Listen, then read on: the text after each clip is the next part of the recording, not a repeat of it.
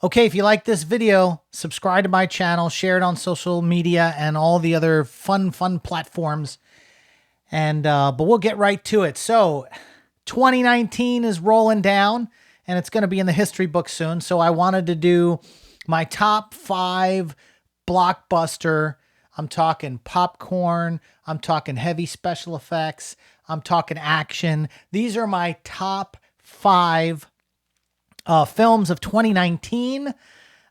Here we go. First, I wanted to give an honorable mention, which technically could be 6, to Rambo Last Blood. The reason I give an honorable mention because I love the fact that Stallone, in this kind of world we're living in, where people seem to make movies and check boxes and do all sorts of PC stuff, he stuck with his formula. Especially from the last Rambo film with the over-the-top blood and special effects and gruesome storyline and everything, and just went really hardcore with this film. I think, he suffered from not having the budget he had on the last one. I think it was like cut in half. It was like a $20 million budget. But hats off to Stallone for sticking to his guns, sticking to his formula, and making a badass Rambo film. So that's it. Okay, number 5. This is the number 5 movie on my list for 2019. Midway. Roland Emmerich's Midway. I absolutely enjoyed the hell out of this film. One, its historical context. I love that, unlike Pearl Harbor, with a love story intertwined and things like that, they didn't really go there. They used real people, and at the end had just like this.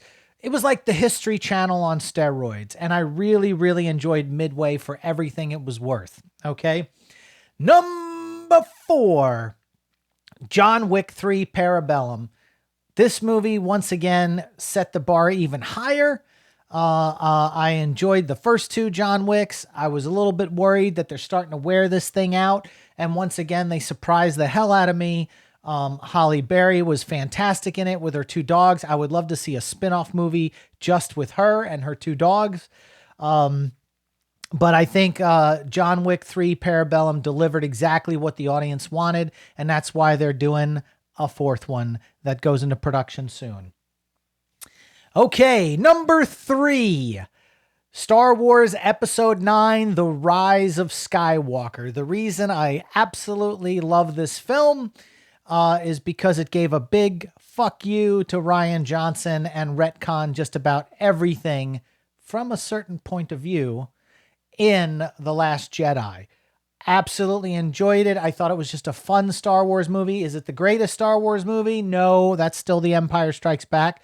But I think it wrapped this up so that we can finally put the Skywalkers behind us and let's see new films coming out like Old Republic. Let's see if we can get The Mandalorian from the small screen to the big screen and have a blast with that. I'm excited about Star Wars' future now that we're just not beholden to all of the past. Let's see what fresh new storylines could come in the future. So that was number 3. Number 2 for 2019. The Wandering Earth. Yes, The Wandering Earth. This was such an over-the-top, amazingly done visual effects film in space where the Earth had these jet propulsion things on it and the world had to come together. And I think the reason I like this movie is because right now the world seems so polarized and it would be nice if we all could come together. Unfortunately, I don't want a natural disaster to be what brings the world together. But The Wandering Earth, it's like the number 2 box office film in the world. It's a Chinese film. It's based on a series of books. It did a snapshot of one of the books because there's so many books and so much storyline you can go with The Wandering Earth. I would love to see sequels to this movie. If I didn't get a chance to see it on the big screen because it was limited in North America, but I did catch it on Netflix. And even though I didn't see it in the theaters, it still is a hell of a film. If you have a chance, watch on Netflix, The Wandering Earth, and you can watch it both with subtitles or with the American dub. I suggest going with the subtitles. The Wandering Earth, what a fantastic film. And my number one film for 2019. Yes, the culmination of 22, 23 films, the Marvel Cinematic Universe's Avengers Endgame. Absolutely the best film, the best over-the-top, badass comic book film of all time. Noticed I didn't have Spider-Man Far From Home in this list, but I really loved Avengers Endgame. That to me is the number one. It's the pinnacle. Where do you go from here? I mean, I know we're going into another phase and we're going to get all sorts of new movies. I just don't know if they can go and nail this the way they've nailed Avengers Endgame and also Infinity War. Honorable mention there. Avengers Endgame, we saw the end of Tony Stark. We saw the beginning of something else. We saw the end of Captain America, and thank God they didn't kill him off. And he actually was able to go back and be with Peggy, and everything was so awesome. And now we're going to get the Winter Soldier, and we're going to get the Falcon on Disney Plus. And so many things are spinning off, and WandaVision and so forth.